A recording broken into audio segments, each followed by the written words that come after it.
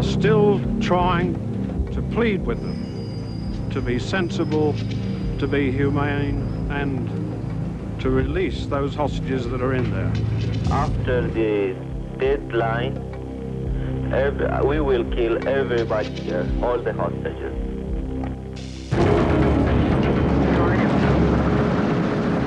For the first time ever, there's the chance to go behind the cloak of secrecy, that is the SAS. SAS, the complete soldier's story, which includes unseen footage and interviews. Experience the grueling training. And you got a skill! You don't even know who you are! The incredible action. The amazing speed. And the unbelievable strength of the greatest fighting force in history. Also available from the explosive and compelling TV series are a further 4 videos.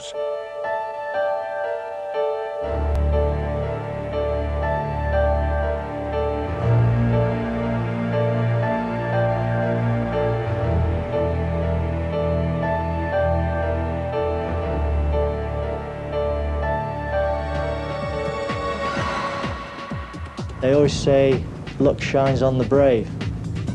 These are the men who risk everything. When you join a force like the SAS, you know that you'll be used for the best jobs.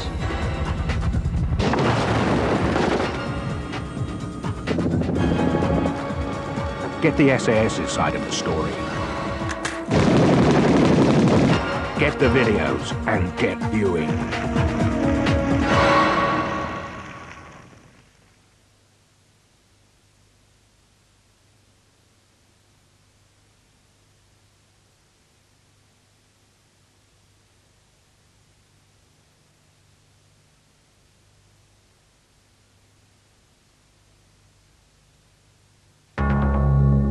The plan was for B Squadron to be loaded into 2 C-130s on the Ascension Isles. We would then fly across the South Atlantic to the Rio Grande Air Base on Tierra del Fuego, crash in on the runway and destroy all the aircraft. We'd disable Exocet missiles, kill all the pilots in the officers' mess, and then abandon the Hercules C-130 aeroplanes. We would then have to escape and evade to the Chilean border on foot, 40 or 50 odd miles away. It would be the biggest operation the SAS had carried out since the Second World War, but it would be a suicide mission.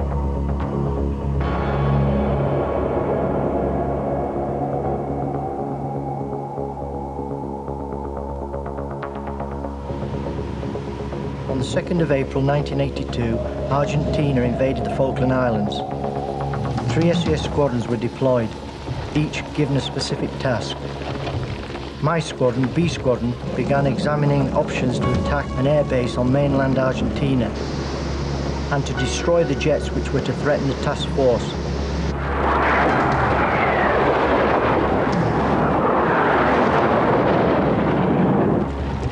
D Squadron were tasked to conduct classic SAS hit-and-run raids behind enemy lines on the Falklands.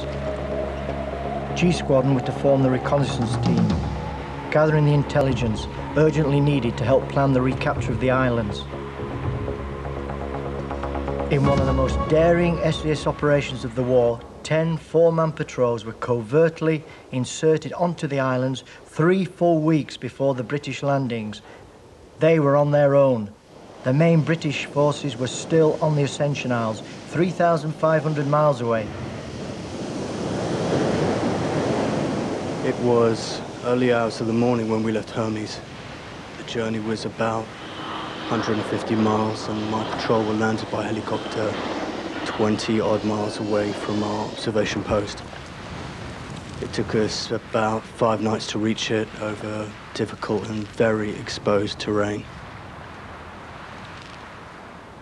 We had to take everything we would need to survive behind enemy lines for at least a month, and each man was carrying about 130 pounds of kit. A lot of the weight was made up by weapons and bullets. If it all went wrong, we weren't going to carry all that weight over 20 miles just to surrender. We were worried about minefields, but there was just no time to check for them. Being lead scout, I just wouldn't have had any idea if I was walking into one until it was too late.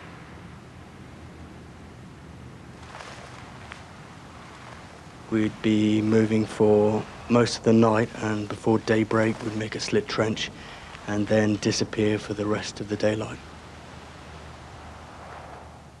I remember once I was already in my sleeping bag, and usually when you're laying in a sleeping bag you're quite warm, but this sleeping bag was soaking wet. It was freezing cold, and I was dreaming that I was actually digging up a road with a pneumatic drill. I was actually shaking like that, and I woke myself up with the shaking. If it's dark, you can get up and do some press-ups or whatever to keep warm.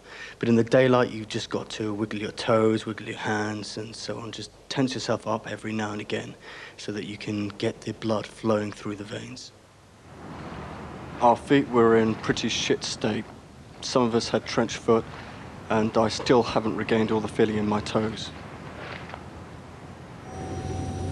We were positioned above the Argentinian garrison and air base at Goose Green, which posed one of the biggest threats to the proposed British beachhead at San Carlos. We were tasked to establish how many troops there were and assess the strength of the defenses. We were building up a picture for the troops that would actually be taking out Goose Green.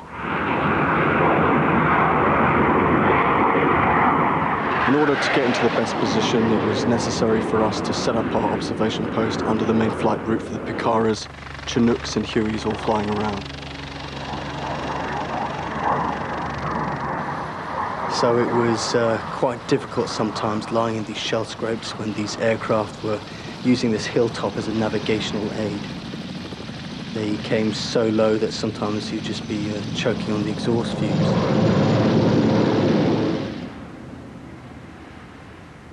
Nighttime was our busiest time.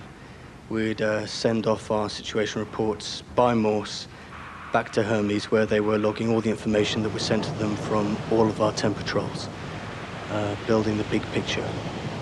This was our most vulnerable time, as the enemy could well have intercepted our signal and pinpointed our position using a location finder. In this event, we had no hope of any backup. It would have been a fight to the death. Everything we saw, we passed back in our situation reports. We initially reported that we could see at least 600 Argentinian soldiers dug in, which is a battalion, although they were later reinforced. We could also see 8 Pucara ground attack aircraft as well as a fuel dump. We called in an airstrike on these targets, and it was spectacular to see it happen, watching the fuel dump blow up and just disintegrate in front of us.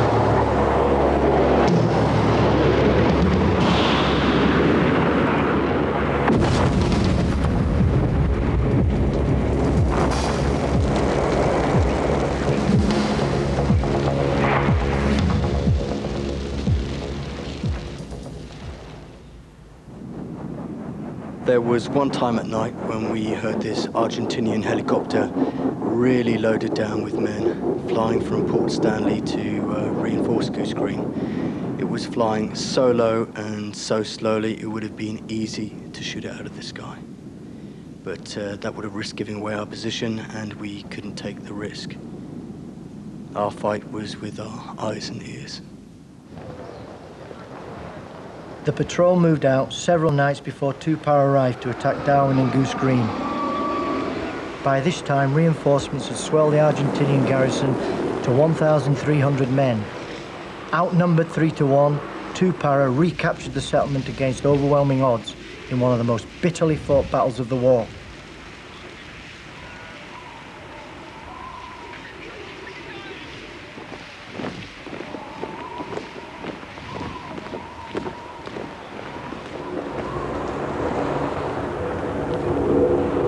While G Squadron continued to gather intelligence, my squadron was finalising plans for the attack on the airbase in Argentina. By the time we got to Ascension, we were fully committed to the Entebbe-type raid. All intelligence reports indicated that this was a high-risk operation. There was a lot of apprehension amongst the squadron members about this mission. When you join a force like the SAS, you know that you'll be used as tactical troops used for difficult jobs, be used for the best jobs, and that's what we get paid for. If you don't like it, you can leave any time you want. I believe the way the head shed looked at it, we would be sacrificed so that many more lives could be saved in the task force. Just one missile hitting Hermes would have put the whole Falklands operation in jeopardy. They believed if we knocked out the Super E's and the Exocets, we could save the two carriers from destruction. And the British Army at the end of the day would have achieved their aim, which was victory on the Falklands. Come H hour, Sergeant Major B Squadron got us all together. His words were, "It's a go. Get the gear, prime the grenades, charge the magazines, the trucks are outside, load up and we'll go to the C-130s. We climb onto the trucks, we sit there waiting. I could see the C-130s gearing up about 200 or 300 meters away. You're beginning to think about the battle ahead. You're beginning to have your reservations, you're beginning to weigh up the options. You hope that your weapon doesn't jam when you need it to be working 100%. You're trying to remember if you can fire the M202 properly. Will it work? Will it blast the jet? Will it do the business? All these things are running through your mind. You're waiting, this is the worst bit. You know it's going to all happen very shortly. And then suddenly the OC appears. Brief conversation in the lead truck, and then it ripples down through the trucks. Operation scrubbed. That's it, boys, you're off the truck. Your first thought, in fact, is disappointment. You're so hyped up and ready to go. You just want to do it, you want to get on with it, you want to do the job. And then you start to think, good old SAS common sense has taken over. I finally realised that this would have been a suicide mission.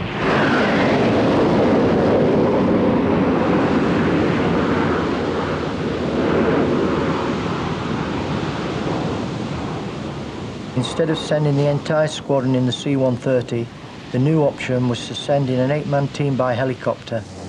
They were to locate the airbase and destroy the aircraft themselves. They loaded into a stripped-down, long-range helicopter for the low-level dash to the mainland.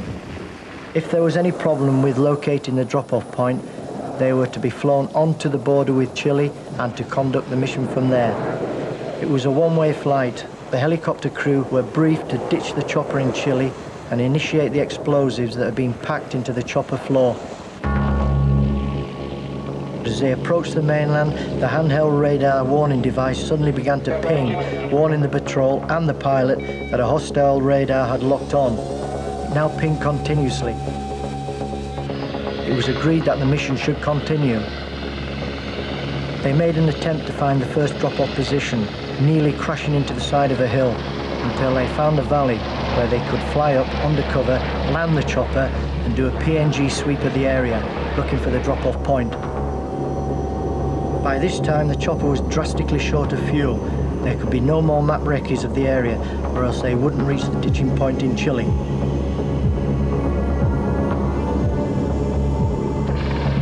The border option was on. Drop off on the Chilean border. Do the job from there, get out quickly, hit and run. After drop-off, no one knew exactly where they were. But by mid-afternoon, the team were already deep inside Argentina and were heading for the Rio Grande Air Base.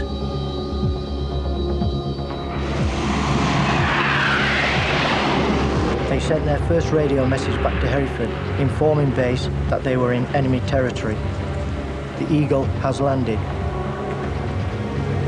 But by now 2,000 Argentinian Marines were searching the countryside for them. The patrol was all for carrying on with the mission, despite the huge odds stacked against them. But it was decided by the head shed that the time scale and the distance involved precluded the hit-and-run operation. Therefore, the upstream in Hereford decided to abort the mission. The patrol now went into the recovery and extraction phase. Far from being lost and bewildered and wandering through the rugged Chilean countryside as at first thought, it now seems the British crew have been successfully spirited out of Chile. Sources talk of a top-secret operation which led to between 3 and 5 British crew from the Sea King flying out of Punta Arenas, probably on one of the daily commercial flights. Chilean investigators are sure the crew deliberately destroyed the helicopter with an incendiary grenade. It seems the incident is so shrouded in secrecy that few people, except senior Chilean Air Force commanders, know the details. Close to San Carlos, the site of the intended British landings, lay Pebble Island. Following airstrikes against Port Stanley, Argentinian aircraft had been dispersed to the Pebble Island airstrip. These included Pucara ground attack aircraft, which could have devastated the British forces as they landed.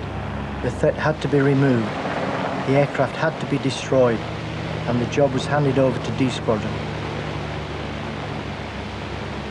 Well, we had very sparse information, most of it supplied by overflights by fast jet. It was decided, therefore, to infiltrate a reconnaissance team by canoe, which is the way that it actually occurs. A small team was infiltrated onto the landmass adjacent and then paddled across onto Pebble Island, cached their boats and conducted a reconnaissance of the target.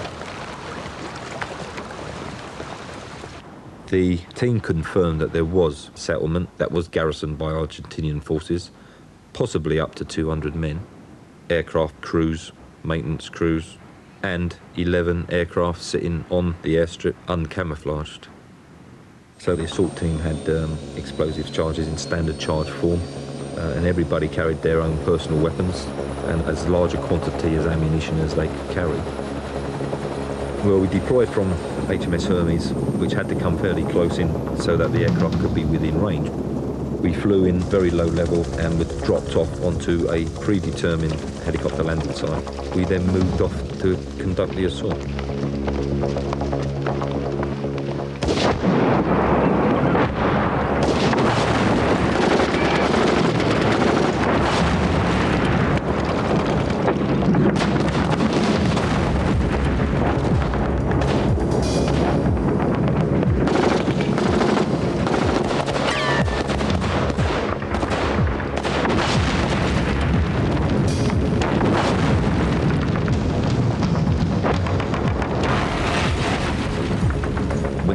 Withdrew, somebody command detonated landmines. The lads received a couple of injuries. One was concussion and one lad actually got shrapnel wounds, although they were very superficial. They were held back off the target and everybody made the rendezvous, and then we got out as quickly as possible. But I remember looking back and just seeing a sea of flame. You know, it was a great feeling, and we all knew that we'd done it without loss of life and with a very minor injury.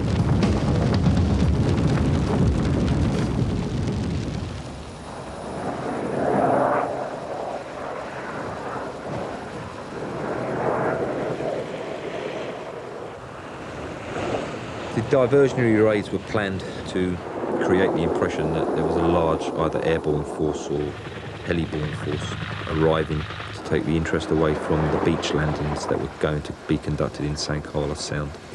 To that end, we had 4 separate targets to take on at troop level.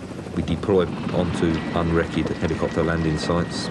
They put us onto the ground in 4 different locations, and we went off cross-country, very, very heavily laden with equipment. We got onto the targets, attacked them without any reconnaissance, and then packed up, and then had the long march back to San Carlos, which we knew was going to be our final rendezvous point. Having conducted the assaults, and I say all we did was deliver the firepower. We didn't even follow up to check whether we'd hit anybody or anything. You know, that was the aim of it, was just to make a big noise and get out.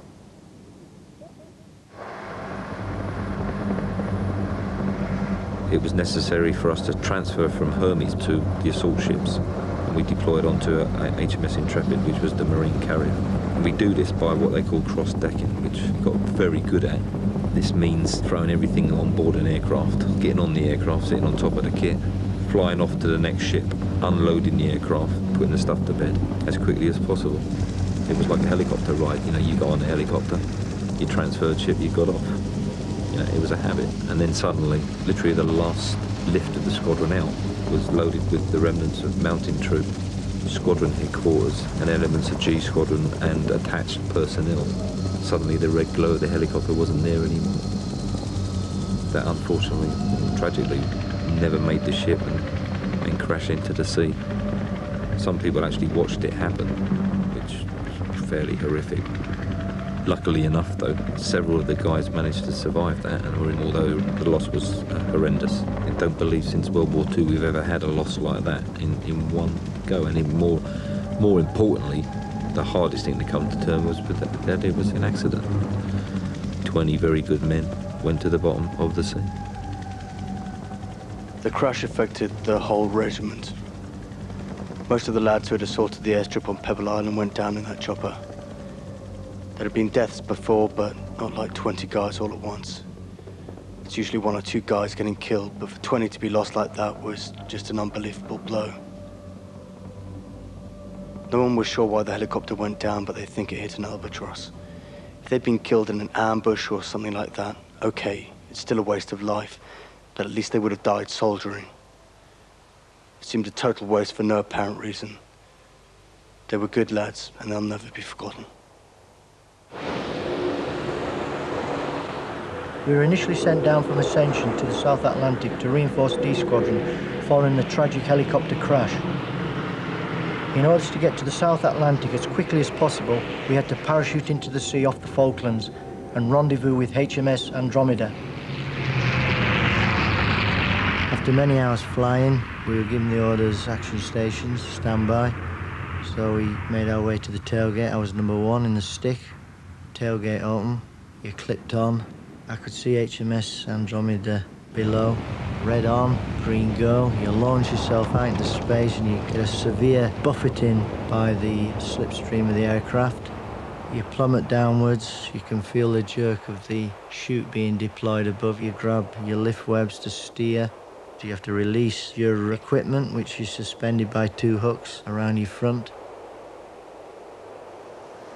You're into the sea, the chute collapses down in front of you. You have to release the canopy, and now you've got to start treading water. You've got a diver's dry suit on you. You've got to hold your hands out of the water because your fingers are exposed to the cold. Also, your head's exposed to the cold. You tread water, and you hope you'll soon be picked up by the rigid raider. I could see the lights starting to come on HMS Andromeda, and I was drifting further away. I'd been in the water now about 25 minutes. I could feel the hands going numb. I could feel the extremities of the face going numb. I rose up onto the peak of the next wave, and luckily I could see the rigid raider heading towards me, which meant that within minutes I was lifted into the boat, transported at a fast rate of knots towards HM Andromeda.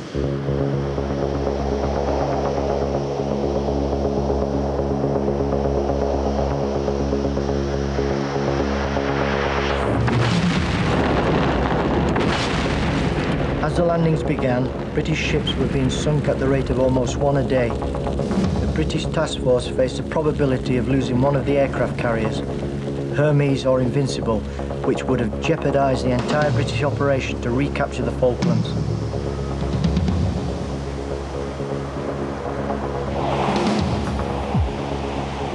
On the 25th of May, 2 Argentinian Super E's approached the task force and fired 2 deadly Exocet missiles, sinking the Atlantic Conveyor, a ship loaded with vital supplies for the British forces. The threat to the aircraft carriers could no longer be tolerated. The mainland option was back on.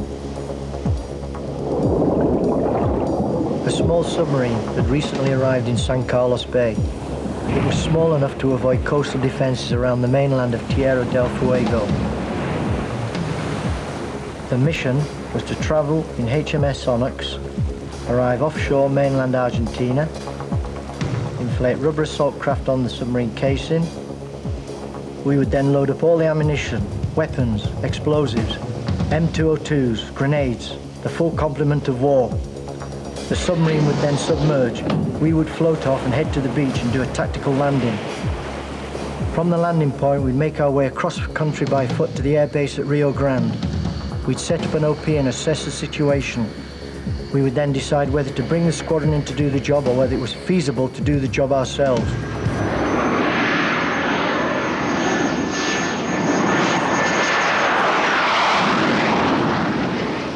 We loaded all our kit and equipment aboard the submarine. We submerged and headed towards Argentina.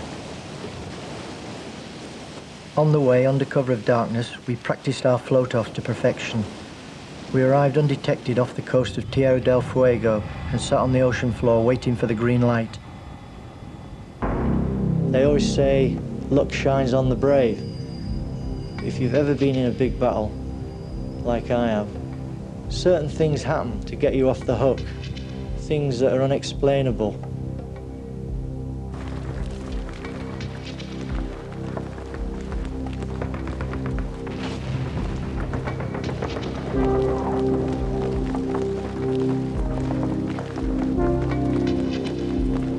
The green light never came.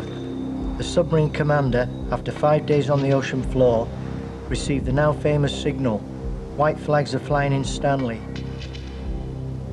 It was the 14th of June, 1982. Victory.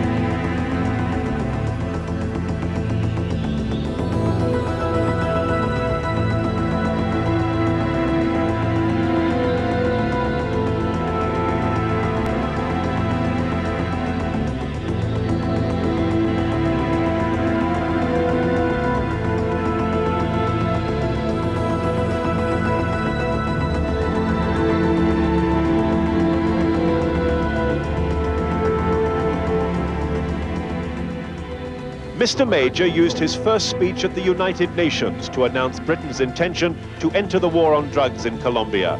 He told the General Assembly that parents today have no peace of mind, fearing their children could be exposed to the lethal menace of narcotics. British troops are going there to train.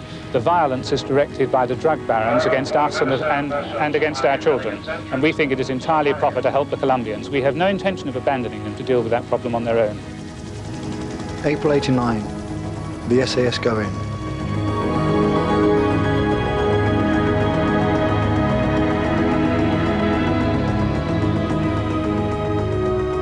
Their task, destroy the cartels, take out the drug factories. 1989, Margaret Thatcher, tied in with the then American president, started to get very concerned about all the drugs movements through America and through Europe and obviously into England. And they decided to try and make some sort of effect against the drug cartels and reduce it at source rather than trying to fight it on the streets. They got together and decided the best way to go about it was to send special forces down into Colombia with the Colombian government's permission to try and have a go at the cartels. It was decided that they wouldn't actually deploy down there operationally fighting the cartels. So it was decided to actually aim it at training the Colombians in anti-drug operations, special forces capabilities. There were two major drug cartels, one being run by Pablo Escobar, the other one by Gacha. Gacha was actually taken out a while just before we got there, which left Pablo Escobar as the main player there. Right from the start, we never knew who we could trust. You could have somebody killed for as little as $5.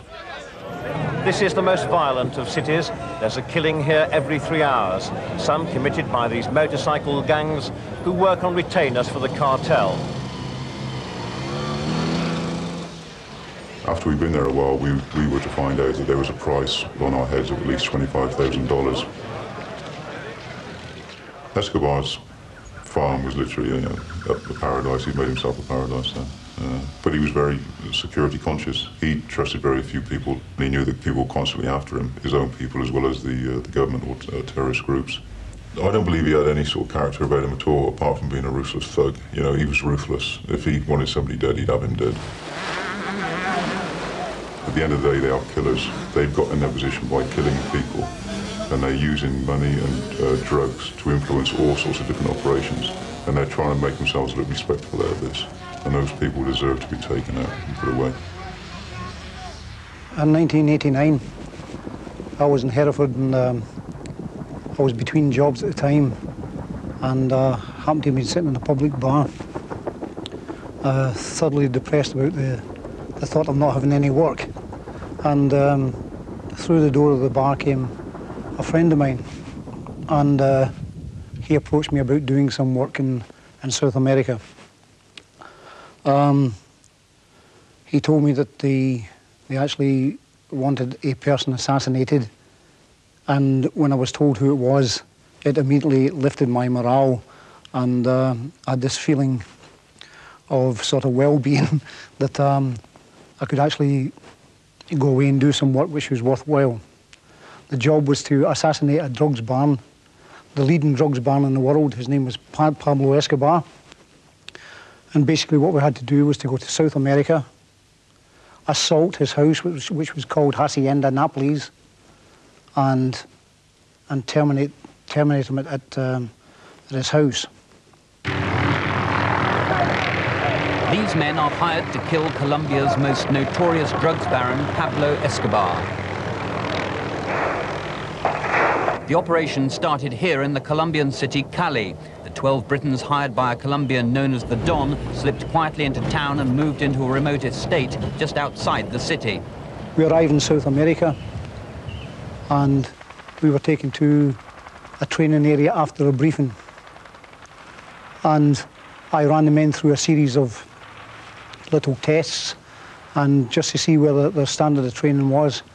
And we eventually built a sort of a hierarchy, a pecking order, if you want to call it that. And we formed ourselves into 3 different teams, with myself in charge.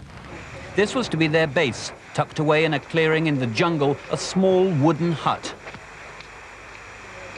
While the men trained and planned for the hit on the target 250 miles away, they were fed and supplied by Colombians hired locally.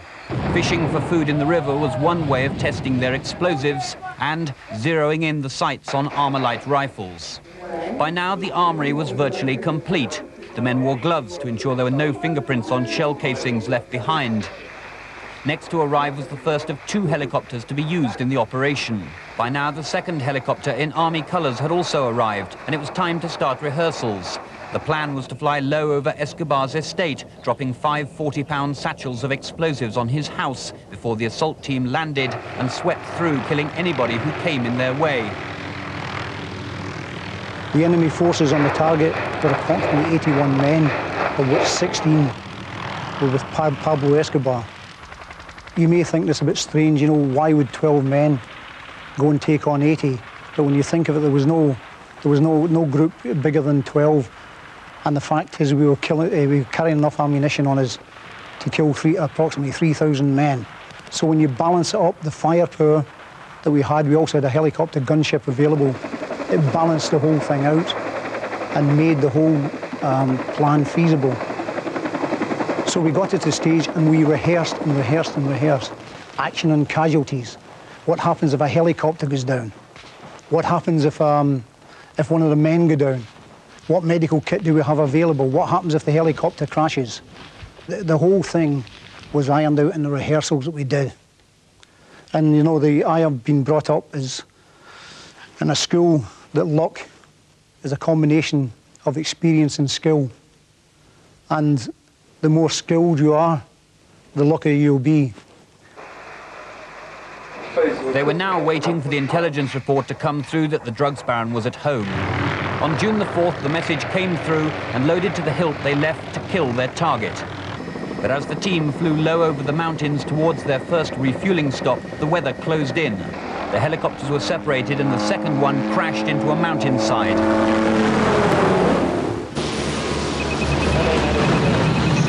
64, 67 heading strong.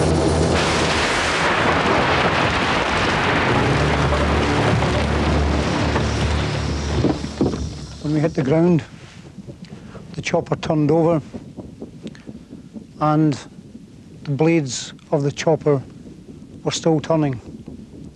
Never get out of the chopper until the blades stop. So I immediately started screaming to the men, don't move till the blades stop, don't move till the blades stop. At this time I was hanging upside down, but my legs were jammed in the door of the helicopter. I looked at the pilot. His left leg and his left arm were totally severed. I couldn't get a drip into him, and I asked for what morphine we had available, and I put it into the pilot. I found myself getting into deep, deep shock.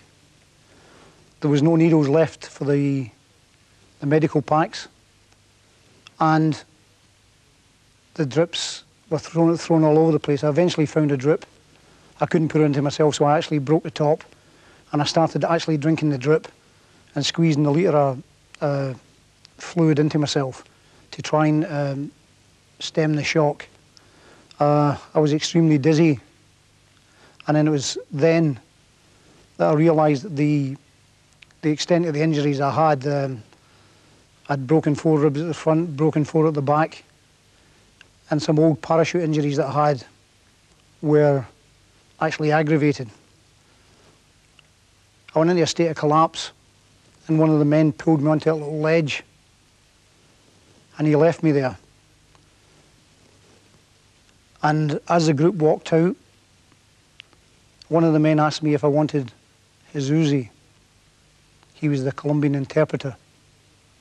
I says no. And I thought for a couple of minutes. I thought he was just escorting them off the ridge.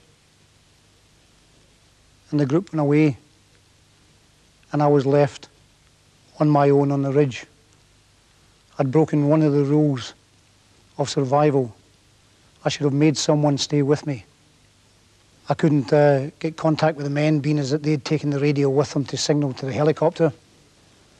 And I lay on the ridge, and something told me that they were not coming back for me. I was something like 20 yards from the helicopter, and it took me the best part of 30 minutes to actually crawl to the helicopter and recover what kit I had available.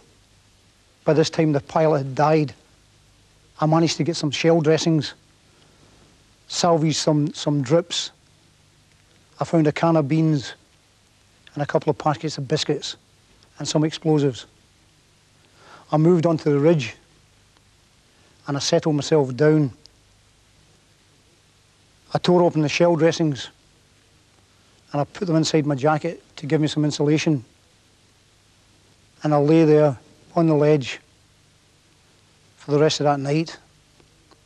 And as first light came, I thought maybe someone will be here to pick me up. No one came. I lay there all that day, and the main thing was to try and keep myself alive.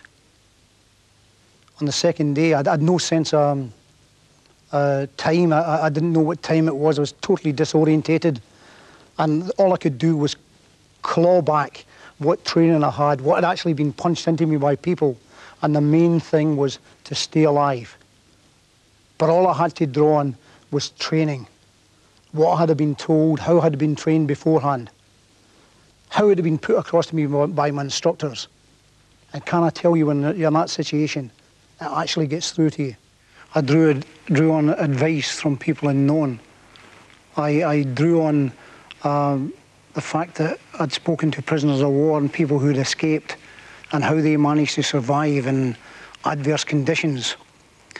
And finally, I drew on my faith. I was brought up as a Catholic, and I sat there on the ridge, and I was trying to make a deal with God. You know, him and I were sitting, sort of talking to each other, and you know, I mulled through it, and I said, you know, should I promise to be a good boy, never to do anything wrong again, go to church and do this? And I said, I can't do that, because I've let the man down so many times before. So the best deal I could actually give my maker in these conditions was, I made a deal with him that if I got rescued, that I would not scream with the pain or winch. And I left it at that. And I managed to get through the best part of that second day. And I could hear some chopping in the distance, and things starting to go through my mind. Here I am lying in bad man's territory. I can hear these noises. Are people coming to rescue me? Or is someone coming to do the business on me? And this has gone through my head the whole time. And what's actually the assault on the mind at the moment is what am I going to do if it's the baddies? And the whole thing that was going through my mind was, you know, how to die properly. You know, how could I, if I did go to my, you know, my maker like a warrior, and a number of things came up. I remember my wife saying to me, why don't you concentrate, you soldiers concentrate so much in dying rather than living, why don't you concentrate in living? And then I remember reading a book, and it said, we owe God a death. He that dies today is quit for tomorrow. And as I say, the chopping sound was getting closer and closer to me. And eventually, I could hear Spanish voices. I couldn't hear any English speaking. I thought, if it would have been anybody to do with me, they may have brought some of my men with them. So I made that decision then. I said, right, if I do go, I'm going to take as many of these people as I can with me. So I stacked up what magazines I had for the submachine gun. I took a hand grenade and I pulled the pin out of it and I held it in my hand. I held the submachine gun in my other hand. And my intention was to die like a soldier should it come about. I lay there until the people were almost on top of me, and I sort of just sprung and I shoved the submachine gun into a man's stomach who didn't see me. And he immediately threw his hands up in the air and he started screaming, amigo, amigo. He said, I'm your friend, I'm your friend. And I realised that help had suddenly got to me. Soldier Mac made it back to London and prepared to return to Colombia for a second hit. These mercenaries were embarrassing to the government and to the regiment and had to be stopped.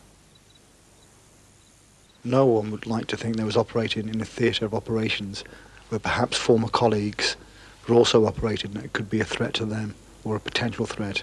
That is not a healthy environment. The establishment made a call.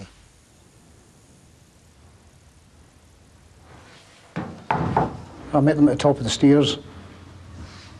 One was late 50s, early 60s, very composed. The impression I got was that the chap he was a bit of a bureaucrat of some type. The other chap, he looked like the operator type, the operative. He never said an awful lot, he just made the introduction. Please come in, please. The impression I got, they were telling me they had knowledge of everything that was going on, and they were letting me know that they knew everything that was going on.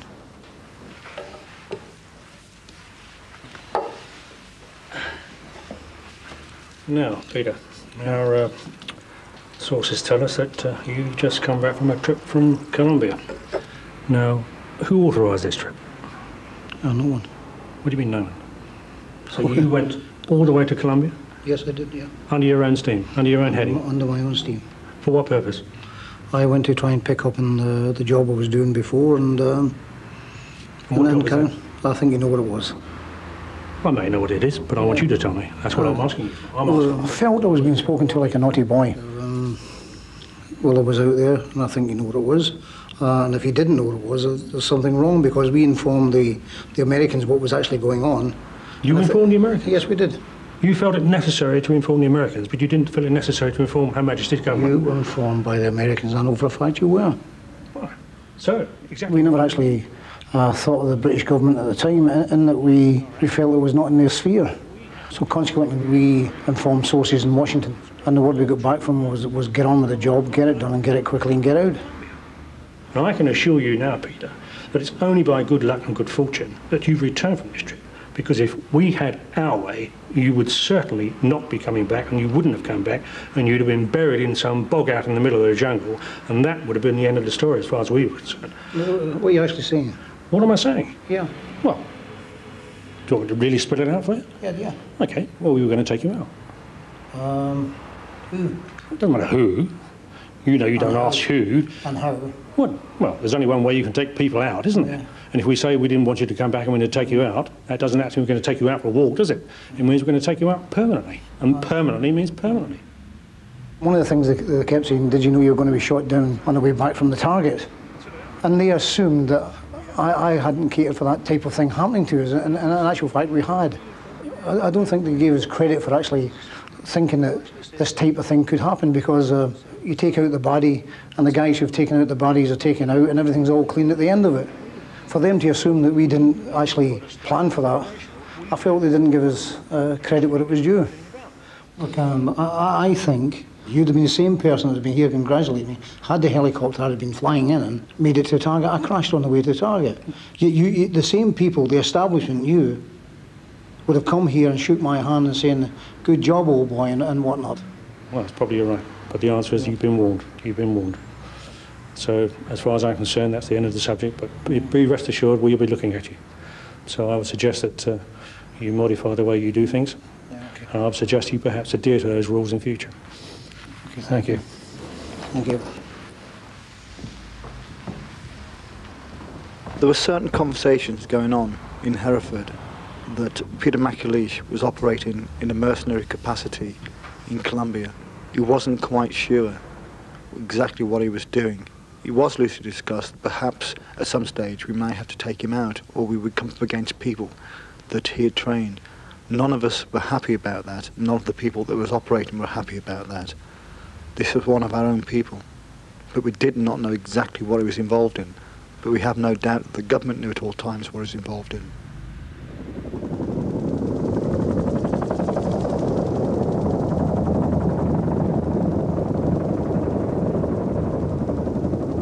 By the early 90s, the SAS-trained anti-narcotic squads were beginning to make inroads into Pablo Escobar's organisation. But it was a constant battle. The production sites were continually being moved. They'd spotted a couple of airfields and a couple of laboratories where they processed the coke. We went in first, a helicopter came down into a harbour. We all deployed, went into the tree line, followed by another helicopter coming down behind us. Initially there was only something like 6 of us deploying onto a ground of a force that we had no clue who was in there. We went in, we didn't come under any fire. We got ourselves together and we started to move forward. We come to a clearing where there was a laboratory. All the people in there, apart from a couple of the peasants that were obviously sort of in there mixing it, had obviously gone, they'd fled. We moved into the laboratory and we could see just a complete distillery, if you like, for cocaine. There are all the different types of stuff that they need to make it, large storage jars, fridges, generators, they're running everything, stills. So they then decided to destroy everything that was there. So they torched everything, they put gasoline around and then they torched it.